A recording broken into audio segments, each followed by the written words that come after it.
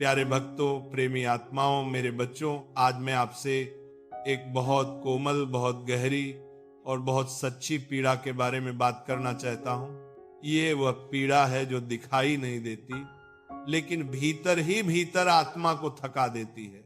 यह वह दर्द है जो तब जन्म लेता है जब हम किसी को अपना सब कुछ दे देते हैं और बदले में हमें केवल मौन मिलता है। जब हम प्रेम देते हैं, सम्मान देते हैं, समय देते हैं, लेकिन सामने वाला हमें देखता तक नहीं। क्या आपने भी ऐसा महसूस किया है? क्या कभी ऐसा हुआ है कि आप किसी के लिए पूरी ईमानदारी से खड़े रहे, लेकिन जब आपको सहारे की जरूरत पड़ी तो वहां कोई नहीं था?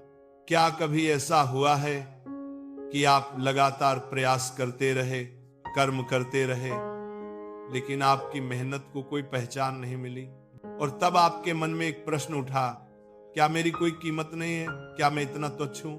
क्यों लोग मेरी कदर नहीं करते?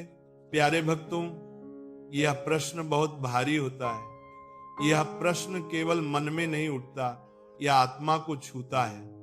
कई लोग इस प्रश्न के साथ रो पड़ते हैं, कई लोग भीतर से टूट जाते हैं, कई लोग अपना आत्मविश्वास खो बैठते हैं, और कुछ लोग धीरे धीरे स्वयं से ही नफरत करने लगते हैं। वे सोचने लगते हैं, शायद मुझ में ही कोई कमी है, शायद मैं ही पर्याप्त नहीं हूं। मेरे बच्चों, जरा रुकिए, जरा श्वास लीजिए और ध्यान से मेरी बात सुनिए। ये जो पीड़ा आप महसूस कर रहे हैं, ये नई नहीं है। ये केवल आपकी कहानी नहीं है, ये हर उस आत्मा की कहानी है जिसने सच्चे मन से प्रेम किया है, जिसने अपेक्षा नहीं की, फिर भी अपेक्षा का बोझ उसके मन पर आ गया। हमारे समाज में, हमारे घरों में, हमारे रिश्तों में ये बहुत सामान्य है। एक बहू जो पूरे परिवार को संभालती है, लेकिन उसकी मेहनत को स्वाभाविक मान लिया जाता है। एक पिता जो दिन रात परिश्रम करता है, लेकिन कोई उससे ये नहीं पूछता कि वह थका है या नहीं। एक विद्यार्थी जो पूरी लगन से पढ़ता है, फिर भी उसे केवल तुलना मिलती है, सराहना नहीं। एक कर्मचारी जो वर्षों तक ईमानदारी से काम करता है, लेकिन उसे कभी धन्यवाद नहीं मिलता। और तब भीतर एक आवाज उठती है। ये आवाज कहती है, अगर कोई मेरी कदर नहीं करता तो क्या मैं सच में मूल्यवान नहीं हूं? क्या मेरी रोशनी कमजोर है, या फिर यह दुनिया ही अंधी है? प्यारे भक्तों, यही वह क्षण है जहां अधिकांश लोग गलत निष्कर्ष पर पहुंच जाते हैं। वे यह मान लेते हैं कि उनकी कीमत दूसरों की नजर से तय होती है। वे यह मान लेते हैं कि अगर कोई उन्हें नहीं समझ रहा तो वे गलत हैं, और यहीं से आत्मा का पतन शुरू होता है। लेकिन बेटा सुनो, ध्यान से सुनो। आज मैं तुम्हें एक ऐसी बात बताने जा रहा हूं जो अगर तुम्हारे हृदय में उतर गई तो तुम्हारा जीवन बदल सकता है। यह बात तुम्हें दूसरों की स्वीकृति से मुक्त कर देगी। यह बात तुम्हें भीतर से स्थिर कर देगी। कभी कभी जो तुम्हें सबसे अधिक दर्द देता है, वही तुम्हें सबसे बड़ा सत्य सिखाने आया होता है। कभी कभी जिस परिस्थिति को तुम सजा समझ रहे हो, वही वास्तव में तुम्हारे लिए एक छुपा हुआ वरदान होती है। जब कोई तुम्हारी कदर नहीं करता, तब केवल एक ही संभावना नहीं होती कि तुम कमजोर हो, एक दूसरी संभावना भी होती है, और वह यह है कि तुम गलत स्थान पर अपनी रोशनी बांट रहे हो। जैसे भोर की रोशनी अगर बंद कमरे में आ जाए तो उसकी चमक कौन देख पाएगा? जैसे कमल की सुंदरता कीचड़ में जन्म लेती है, लेकिन हर आंख उसे पहचान नहीं पाती। प्यारे भक्तों, क्या आपने कभी सोचा है कि हर व्यक्ति हर चीज को पहचानने की क्षमता नहीं रखता? एक किसान खेत में पड़े हीरे को भी पत्थर समझ सकता है, इसलिए नहीं कि हीरा मूल्यहीन है, बल्कि इसलिए कि उसकी दृष्टि केवल हल और मिट्टी तक सीमित है। वह चमक को पहचानना नहीं जानता। इसी प्रकार मेरे बच्चों, हर आत्मा तुम्हारी गहराई को नहीं समझ सकती। हर व्यक्ति तुम्हारे प्रेम का मोल नहीं जान सकता। हर मनुष्य उस ऊंचाई से नहीं देखता जहां से तुम्हारा मूल्य स्पष्ट दिखाई दे। लेकिन जब तुम ये सब नहीं जानते, तब तुम स्वयं को दोष देने लगते हो। तुम अपनी रोशनी को कम करने लगते हो। तुम सोचते हो, शायद अगर मैं थोड़ा और बदल जाऊं तो लोग मुझे स्वीकार कर लेंगे, और यहीं से आत्मसम्मान का क्षरण शुरू होता है। प्यारे भक्तों, ये विषय इसलिए गहरा है क्योंकि ये केवल व्यवहार की बात नहीं है, ये आत्मा की यात्रा की बात है। ये उस क्षण की बात है जहां ईश्वर तुम्हें एक चौराहे पर खड़ा कर देता है। एक रास्ता कहता है लोगों की स्वीकृति के पीछे भागो, दूसरा रास्ता कहता है अपने भीतर झांको और सत्य को पहचानो। आज की यह कथा, आज का यह संवाद तुम्हें यही दिखाने आया है कि जब कोई तुम्हारी कदर नहीं करता, तब वास्तव में तुम्हारे जीवन में क्या घट रहा होता है। ये केवल अस्वीकृति नहीं है, ये केवल उपेक्षा नहीं है, ये एक संकेत है, ये एक संदेश है, ये एक आमंत्रण है तुम्हें स्वयं से मिलने का। मेरे बच्चों, अगर आज तुम्हारे हृदय में ये पीड़ा है तो समझ लेना तुम अकेले नहीं हो। ईश्वर तुम्हारे बहुत निकट है और धीरे धीरे बहुत प्रेम से वह तुम्हें वो सत्य दिखाने वाला है जो तुम्हें मुक्त कर देगा। ध्यान से सुनते रहिए, क्योंकि जो आगे आने वाला है वह तुम्हारे देखने का तरीका बदल सकता है। राधे राधे। प्यारे भक्तों, प्रेमी आत्माओं, अब हम उस बिंदु पर आते हैं जहां समझ पैदा होती है, क्योंकि जब तक समझ नहीं आती तब तक दर्द केवल दर्द बना रहता है, और जब समझ आ जाती है वही दर्द गुरु बन जाता है। इसलिए ध्यान से सुनिए, बहुत ध्यान से। जब कोई आपकी कदर नहीं करता तो मन तुरंत एक ही निष्कर्ष निकालता है कि मुझ में ही कुछ कमी है, लेकिन भगवत गीता हमें कुछ और सिखाती है। श्री कृष्ण अर्जुन से कहते हैं, कर्मण्येवाधिकारस्ते मा फलेषु कदाचन। बेटा, तुम्हारा अधिकार केवल कर्म पर है, फल पर नहीं। और यहाँ फल का अर्थ केवल सफलता नहीं है, यहाँ फल का अर्थ है दूसरों की प्रतिक्रिया भी। प्यारे भक्तों, जब आप किसी के लिए अच्छा करते हैं, प्रेम देते हैं, सेवा करते हैं, तो वो आपका कर्म है। लेकिन सामने वाला उस कर्म को कैसे देखेगा, कैसे समझेगा, ये उसके मन की स्थिति पर निर्भर करता है। अगर उसका मन अशांत है तो वह आपके प्रेम को भी बोझ समझेगा। अगर उसका मन अहंकार से भरा है तो आपकी विनम्रता उसे कमजोरी लगेगी। भगवान कृष्ण यहाँ एक बहुत सूक्ष्म सत्य बताते हैं। वे कहते हैं, समत्वम योग उच्यते। समत्व अर्थात समान दृष्टि, सुख में भी, दुख में भी, प्रशंसा में भी, निंदा में भी। क्योंकि जो आत्मा इन दोनों से ऊपर उठ जाती है वही वास्तव में मुक्त होती है। प्यारे भक्तों, बुद्ध ने भी यही कहा था। बुद्ध कहते हैं, दुहक का कारण बाहरी नहीं है, दुहक का कारण हमारी अपेक्षा है। जब हम ये अपेक्षा रखते हैं कि लोग हमें समझें, हमें सराहें, हमें मान दें, तब हम अपने सुख की चाबी दूसरों के हाथ में दे देते हैं, और फिर वही होता है जो होना नहीं चाहिए। बुद्ध एक उदाहरण देते हैं। वे कहते हैं, अगर कोई व्यक्ति आपको गाली देता है और आप उसे स्वीकार नहीं करते तो वह गाली उसी के पास रह जाती है, लेकिन अगर आप उसे स्वीकार कर लेते हैं तो वह आपके मन में जहर बन जाती है। इसी प्रकार जब कोई आपकी कदर नहीं करता और आप उस अवहेलना को अपने हृदय में बसा लेते हैं तो वही अवहेलना आपके आत्मविश्वास को खा जाती है। प्यारे भक्तों, अब चाणक्य नीति की ओर चलते हैं। चाणक्य कहते हैं, हर स्थान पर हर वस्तु का मूल्य समान नहीं होता।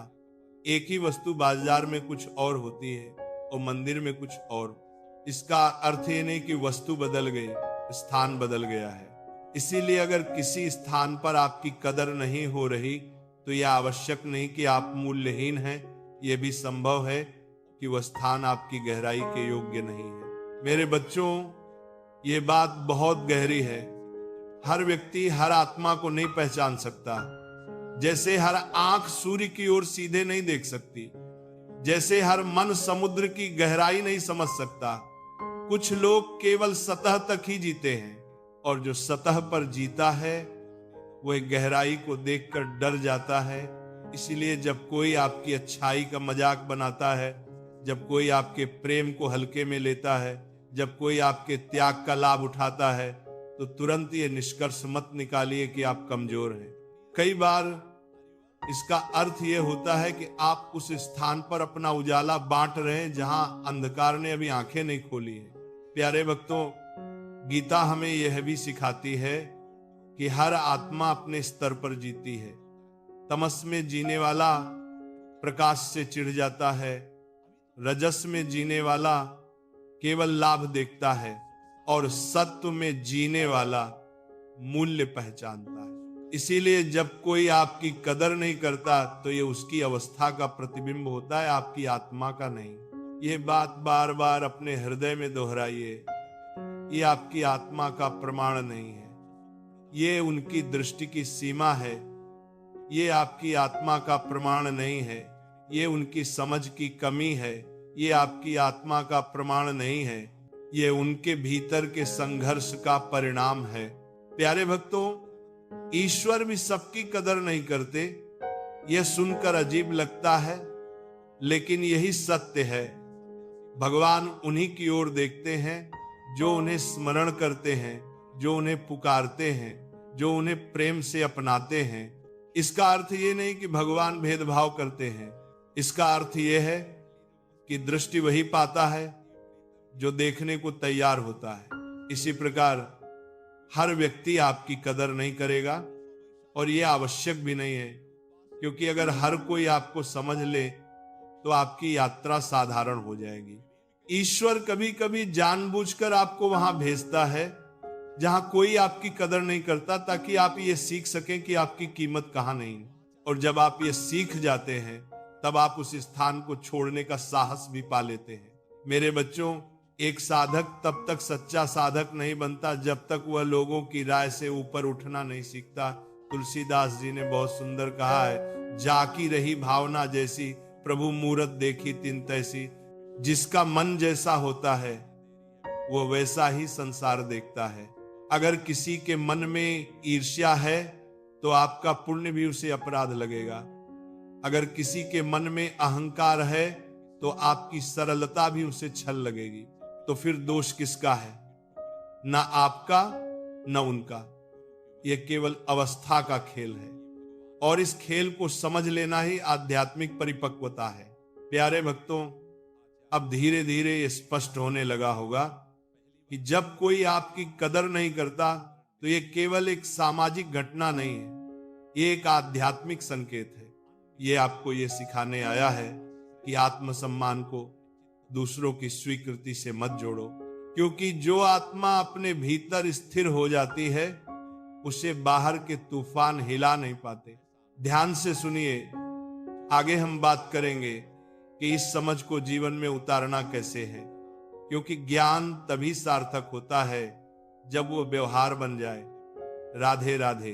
प्यारे भक्तों, प्रेमी आत्माओं, अब तक आपने यह समझ लिया होगा कि जब कोई आपकी कदर नहीं करता तो वह आपकी आत्मा का प्रमाण नहीं होता। लेकिन अब प्रश्न यह है कि इस समझ को जीवन में उतारें कैसे, क्योंकि केवल जान लेना पर्याप्त नहीं है। जब तक यह ज्ञान व्यवहार नहीं बनता तब तक मन फिर वही पुराने घावों में उलझ जाता है। इसलिए आज मैं आपको कुछ बहुत सरल लेकिन बहुत प्रभावशाली उपाय बताने जा रहा हूं। ये उपाय कठिन नहीं है, इनमें कोई जटिल साधना नहीं है, इन्हें कोई भी कर सकता है, गृहस्थ भी, विद्यार्थी भी, कामकाजी भी। बस एक बात चाहिए, थोड़ी सी ईमानदारी और थोड़ा सा धैर्य। बेटा, पहला उपाय बहुत सीधा है, लेकिन सबसे कठिन भी। चुपचाप अपने कर्म करते रहो। जब कोई आपकी कदर नहीं करता तब मन कहता है कुछ बोलो, कुछ साबित करो, उन्हें दिखाओ कि तुम क्या हो। लेकिन ध्यान से सुनो, जो आज तुम्हें नहीं समझ रहा उसे समझाने में अपनी ऊर्जा मत खो। कर्म को बोलने दो, समय को बोलने दो, क्योंकि समय सबसे बड़ा न्यायाधीश है। जब बीज मिट्टी में होता है तब कोई उसकी सराहना नहीं करता, कोई ये नहीं कहता कितना सुंदर बीज है। लेकिन वही बीज जब वृक्ष बनता है तब लोग छाया भी चाहते हैं, फल भी चाहते हैं। इसलिए बेटा, अगर आज तुम्हारे कर्म को कोई नहीं देख रहा तो घबराओ मत। इसका अर्थ ये नहीं कि कर्म व्यर्थ है, इसका अर्थ यह है कि अभी वह बीज की अवस्था में है। दूसरा उपाय है श्वास पर ध्यान। जब भी तुम्हें यह लगे कि किसी की उपेक्षा ने तुम्हें भीतर से हिला दिया है, तब कुछ पल रुक जाना, आंखें बंद करना और केवल अपनी श्वास को देखना। नाक से भीतर जाती श्वास, नाक से बाहर आती श्वास, कुछ बदलना नहीं है, केवल देखना है। प्यारे भक्तों, श्वास बहुत बड़ा गुरु है। जब मन बिखरता है तब श्वास उसे वर्तमान में वापस ले आती है। जब कोई शब्द तुम्हें चोट पहुंचा दे तब श्वास तुम्हें याद दिलाती है कि तुम अभी भी सुरक्षित हो, तुम अभी भी जीवित हो और तुम्हारी आत्मा अभी भी पूर्ण है। तीसरा उपाय है मन को प्रभु की ओर मोड़ देना।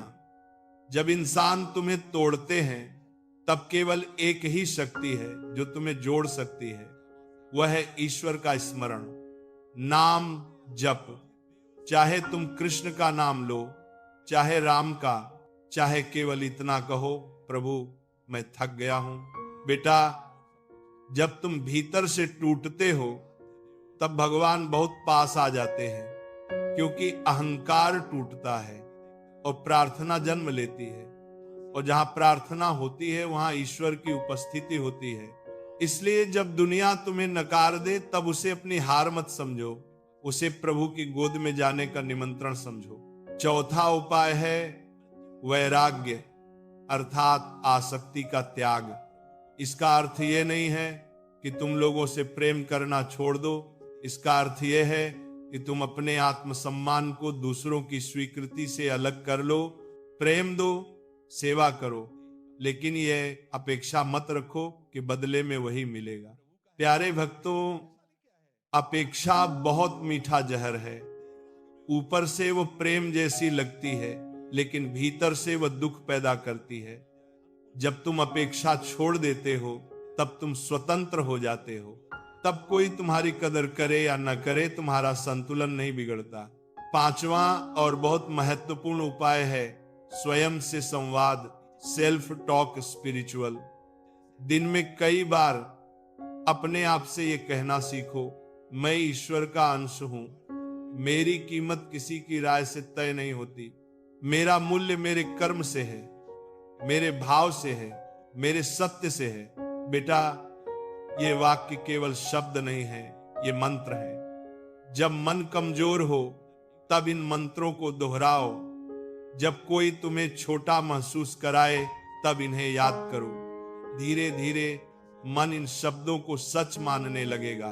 अब मैं आपको एक बात और बताना चाहता हूं। जब कोई आपकी भलाई का लाभ उठाता है तो इसका अर्थ ये नहीं है कि आप मूर्ख हैं, इसका अर्थ ये है कि आप दयालु हैं। लेकिन दया और आत्मसम्मान के बीच संतुलन होना चाहिए। जहां आपकी भलाई आपको खोखला करने लगे वहां रुक जाना भी एक साधना है। प्यारे भक्तों, भारत के घरों में, परिवारों में ये बहुत आम है।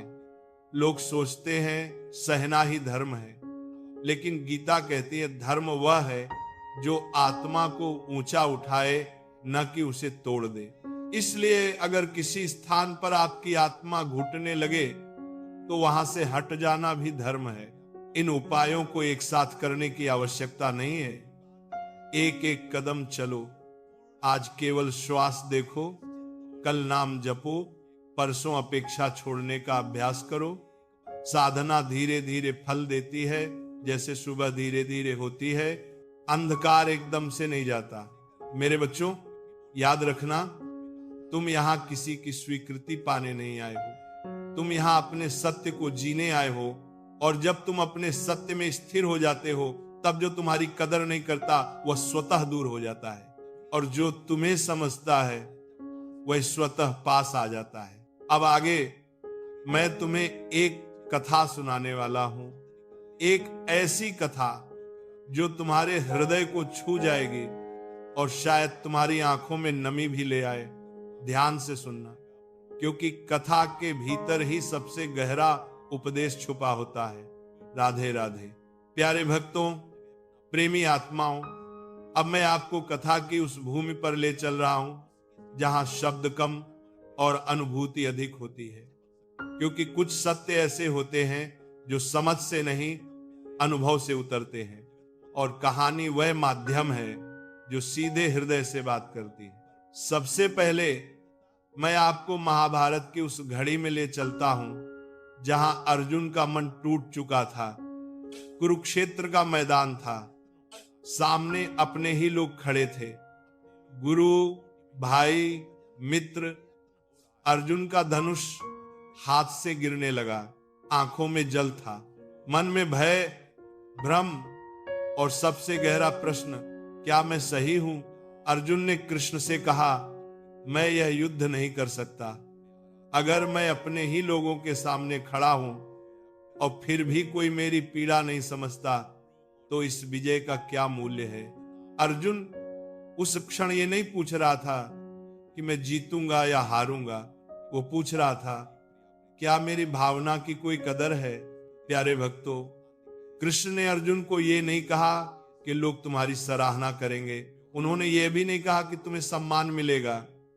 कृष्ण ने केवल इतना कहा, अपने धर्म में स्थित रहो, कर्म करो, फल की चिंता छोड़ दो, क्योंकि जब तुम अपने धर्म में खड़े होते हो तब ईश्वर स्वयं तुम्हारी पीठ बन जाते हैं। ध्यान से सुनिए, कृष्ण ने अर्जुन को लोगों की दृष्टि नहीं दी, उन्होंने उसे आत्मा की दृष्टि दी। और जैसे ही अर्जुन ने यह समझा, उसका भय गल गया, क्योंकि उसे यह दिख गया कि उसका मूल्य इस बात में नहीं है कि सामने वाला उसे समझे या नहीं, उसका मूल्य इस बात में है कि वह सत्य के साथ खड़ा है या नहीं। अब मेरे बच्चों, मैं आपको एक साधारण भारतीय जीवन की कथा सुनाता हूं। एक छोटा सा कस्बा, एक साधारण परिवार। उस परिवार में एक युवक था, नाम मान लीजिए रमेश। रमेश बहुत सीधा था, बहुत मेहनती था। घर की जिम्मेदारी, माता पिता की सेवा, नौकरी का दबाव, सब कुछ वह बिना शिकायत उठाता था। घर में सब कहते थे, रमेश तो कुछ नहीं बोलता, ये तो सही लेता है। ऑफिस में लोग कहते थे, इसे काम दे दो, ये मना नहीं करेगा। धीरे धीरे रमेश के भीतर एक खालीपन बनने लगा। वह सबके लिए था, लेकिन कोई उसके लिए नहीं था।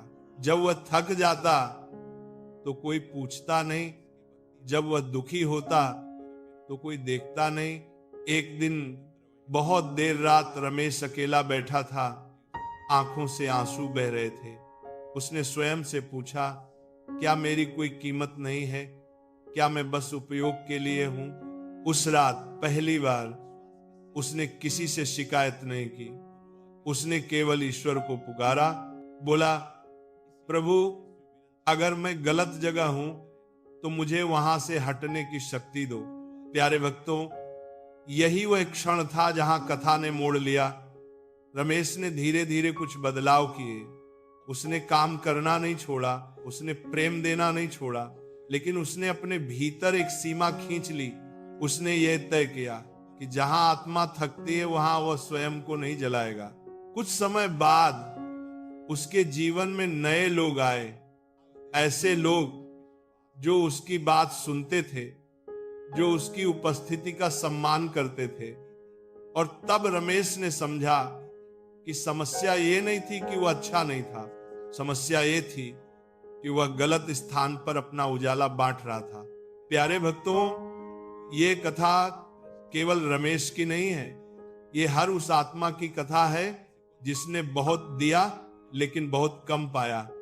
ये कथा आपको ये सिखाने आई है कि हर त्याग पुण्य नहीं होता और हर सहनशीलता धर्म नहीं होती। धर्म वह है जो आत्मा को जोड़ता है। अर्जुन की कथा हमें सिखाती है कि सत्य के मार्ग पर चलते समय सराहना की अपेक्षा मत रखो। और रमेश की कथा हमें सिखाती है कि स्वयं को खोकर किया गया प्रेम अंततः दुख ही देता है। दोनों कथाएं एक ही सत्य की ओर इशारा करती हैं। ध्यान से सुनिए, अगर आज आप ये महसूस कर रहे हैं कि कोई आपकी कदर नहीं करता, तो ये अंत नहीं है, ये परिवर्तन की शुरुआत है। ये वह क्षण है जहां ईश्वर आपको ये दिखा रहा है कि आपको कहां नहीं रुकना है। कथा यहीं समाप्त नहीं होती, क्योंकि सबसे बड़ा सत्य अब प्रकट होने वाला है। आगे हम उस उलटबासी की बात करेंगे जो आपके पूरे दृष्टिकोण को बदल देगी। इसलिए मन को खुला रखिए और हृदय को भी। राधे राधे। प्यारे भक्तों, प्रेमी आत्माओं, अब मैं आपको उस सत्य के सामने खड़ा करने जा रहा हूं जो सुनने में थोड़ा अजीब लगेगा, लेकिन जब ये हृदय में उतरेगा तो भीतर कुछ टूटेगा भी और कुछ नया जन्म भी लेगा। ध्यान से सुनिए, बहुत ध्यान से। जिसे आप आज सजा समझ रहे हैं वही वास्तव में आपका वरदान था। जिस उपेक्षा ने आपको रुलाया वही आपको जगाने आई थी। जिस अकेलेपन से आप डर रहे थे वही आपका सबसे बड़ा गुरु बनकर आया है। हम अक्सर ये मान लेते हैं कि अगर लोग हमें नहीं चाहते, अगर लोग हमारी कदर नहीं करते, तो जीवन हमारे साथ अन्याय कर रहा है। लेकिन सत्य यह है कि जीवन हमें बचा रहा होता है। वह हमें उस स्थान से हटा रहा होता है जहां हम धीरे धीरे स्वयं को खो रहे थे। प्यारे भक्तों, जरा सोचिए, अगर कोई आपको गलत जगह पर स्वीकार कर ले तो आप वहीं फंस जाते। अगर कोई आपको आधा समझकर भी सम्मान दे दे तो आप उस आधेपन में ही जी लेते। लेकिन जब कोई आपकी कदर नहीं करता तब भीतर एक प्रश्न उठता है, और वही प्रश्न आपको स्वयं से मिलने की ओर ले जाता है। अकेलापन दुश्मन नहीं है, अकेलापन आईना है। भीड़ में आप दूसरों को देखते रहते हैं, अकेले में आप स्वयं को देखने लगते हैं। और जब आप स्वयं को देखना शुरू करते हैं तब बहुत सी झूठी पहचानें गिरने लगती हैं। प्यारे भक्तों, ये बहुत बड़ा उलट सत्य है कि हर टूटन बर्बादी नहीं होती, कुछ टूटने पुनर्निर्माण की तैयारी होती है। जैसे बीज का टूटना पौधे की मृत्यु नहीं है, वह तो उसके जीवन की शुरुआत है। अगर बीज ये कह दे कि मैं टूटना नहीं चाहता तो वह कभी वृक्ष नहीं बन पाएगा। इसी प्रकार जब आपके रिश्ते, आपकी उम्मीदें, आपकी छवियां टूटती हैं, तब आत्मा पहली बार खुली सांस लेती है। तब आप ये समझते हैं कि आप केवल वही नहीं हैं जो लोग आपको समझते थे, आप उससे कहीं अधिक हैं। प्यारे भक्तों, एक और सत्य सुनिए, हर व्यक्ति जो आपको छोड़ता है वह आपका नुकसान नहीं करता। कुछ लोग आपके जीवन से इसलिए जाते हैं ताकि आप स्वयं के पास लौट सके।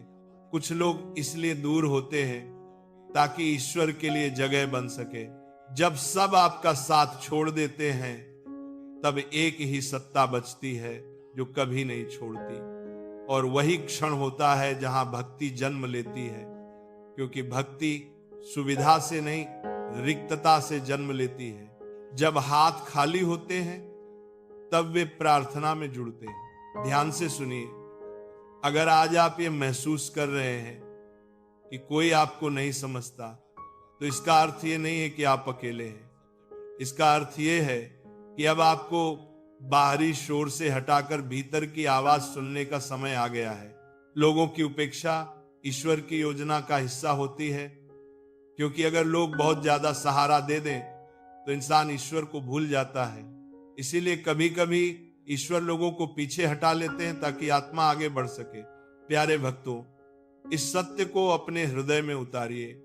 जिस क्षण आप ये समझ लेंगे कि आपकी कीमत किसी की प्रतिक्रिया से तय नहीं होती, उसी क्षण आप स्वतंत्र हो जाएंगे, और स्वतंत्र आत्मा को कोई छोटा नहीं कर सकता। अब आगे हम उस शांति की ओर बढ़ेंगे जहां मन को विश्राम मिलता है, जहां आत्मा को आश्वासन मिलता है, जहां एक सरल लेकिन गहरा संदेश आपका इंतजार कर रहा है। राधे राधे। प्यारे भक्तों, प्रेमी आत्माओं, अब हम उस बिंदु पर पहुंच रहे हैं जहां शब्द धीरे हो जाते हैं और मौन बोलने लगता है। क्योंकि जब सत्य स्पष्ट हो जाता है तब अधिक कहने की आवश्यकता नहीं रहती। फिर भी कुछ वाक्य ऐसे होते हैं जिन्हें हृदय में स्थायी रूप से बैठा लेना चाहिए। ध्यान से सुनिए, जो भगवान की दृष्टि में मूल्यवान हो गया उसे दुनिया की स्वीकृति की आवश्यकता नहीं रहती। यह वाक्य केवल सांत्वना नहीं है, यह एक जीवन सूत्र है। क्योंकि दुनिया की दृष्टि बदलती रहती है, लेकिन ईश्वर की दृष्टि स्थिर रहती है। आपने अपने जीवन में यह देखा होगा कि लोग आसपास होते हैं, कल दूर हो जाते हैं, आज सराहते हैं, कल आलोचना करते हैं, लेकिन जो सत्ता हर क्षण आपको देख रही है वह इन उतार चढ़ाव से परे है। और जब आप अपना मूल्य उस सत्ता से जोड़ देते हैं तब मन को स्थिरता मिलती है। प्यारे भक्तों, कृष्ण गीता में अर्जुन से कहते हैं समय अवश्य बदलेगा, लेकिन परिवर्तन का अर्थ यह नहीं है कि सब कुछ तुरंत अच्छा हो जाएगा। परिवर्तन का अर्थ यह है कि जो आज आपको भारी लग रहा है वही कल आपको मजबूत बनाएगा। जो आज आपको तोड़ रहा है वही कल आपको गढ़ेगा। ईश्वर देर से देता है लेकिन सही देता है। यह वाक्य आपने कई बार सुना होगा, लेकिन इसका गहरा अर्थ तब समझ में आता है जब आप प्रतीक्षा करना सीख लेते हैं। जब आप ये मान लेते हैं कि जो अभी नहीं मिला वह अस्वीकृति नहीं है, वह तैयारी है। प्यारे भक्तों, आपकी हर पीड़ा देखी जा रही है, आपका हर आंसू व्यर्थ नहीं जाता। जब आप चुपचाप सहते हैं तब भी ईश्वर उपस्थित होते हैं। जब आप अकेले होते हैं तब भी ईश्वर पास होते हैं। और जब आप टूट जाते हैं तब ईश्वर आपको अपने और निकट बुलाते हैं। इसीलिए अब दूसरों की अपेक्षाओं से मुक्त हो जाइए। ये अपेक्षा मत रखिए कि लोग आपको समझें। ये अपेक्षा मत रखिए कि लोग आपकी कदर करें।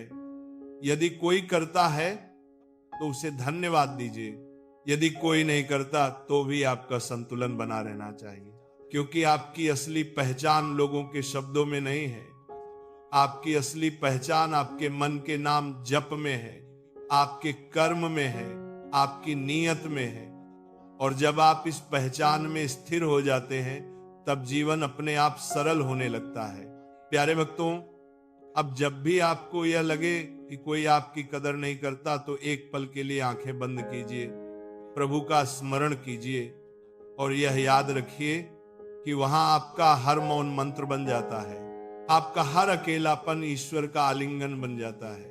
यही शांति है, यही समाधान है, यही जीवन का सार है। राधे राधे।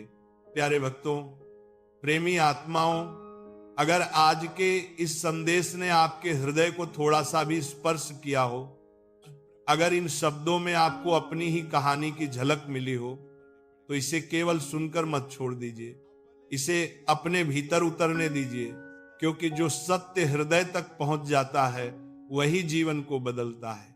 अगर इस वाणी ने आपको यह याद दिलाया हो कि आपकी कीमत किसी की उपेक्षा से कम नहीं होती, अगर आपको यह महसूस हुआ हो कि ईश्वर आज भी आपको देख रहे हैं, तो अपनी भावना को शब्द दीजिए। नीचे कमेंट में केवल इतना लिख दीजिए, जय श्री कृष्ण। ये शब्द कोई साधारण शब्द नहीं है, ये आपकी आस्था की घोषणा है, ये आपके हृदय की स्वीकृति है। प्यारे भक्तों, इस संदेश को आगे बढ़ाना भी एक सेवा है। हो सकता है आपके आसपास कोई ऐसी आत्मा हो जो आज स्वयं को अनदेखा महसूस कर रही हो, जो भीतर ही भीतर टूट रही हो। अगर आप ये वीडियो उसे भेज देते हैं तो शायद आप उसके जीवन में प्रकाश की एक छोटी सी किरण बन जाए। याद रखिए, सेवा केवल मंदिर में ही नहीं होती, सेवा वहां भी होती है जहां आप किसी टूटे हुए मन को सहारा देते हैं, किसी थकी हुई आत्मा को यह याद दिलाते हैं कि वह अकेली नहीं है। यही सच्ची भक्ति है। अगर आप चाहते हैं कि ऐसी और वाणियां, ऐसे ही शांत करने वाले संदेश आपके जीवन में आते रहें, तो इस परिवार से जुड़े रहिए, लेकिन किसी लालच से नहीं, किसी अपेक्षा से नहीं, केवल प्रेम से। प्यारे भक्तों, अपने मन में एक छोटा सा संकल्प लीजिए, आज से मैं अपनी कीमत किसी की राय से तय नहीं करूंगा। मैं अपने कर्म, अपने भाव और अपने प्रभु पर भरोसा करूंगा और धीरे धीरे जीवन स्वयं मार्ग दिखाएगा। इसी विश्वास के साथ, इसी शांति के साथ मैं आपसे विदा लेता हूं। प्रभु आपको शक्ति दे, आपको धैर्य दे और आपके हृदय को स्थिर रखे।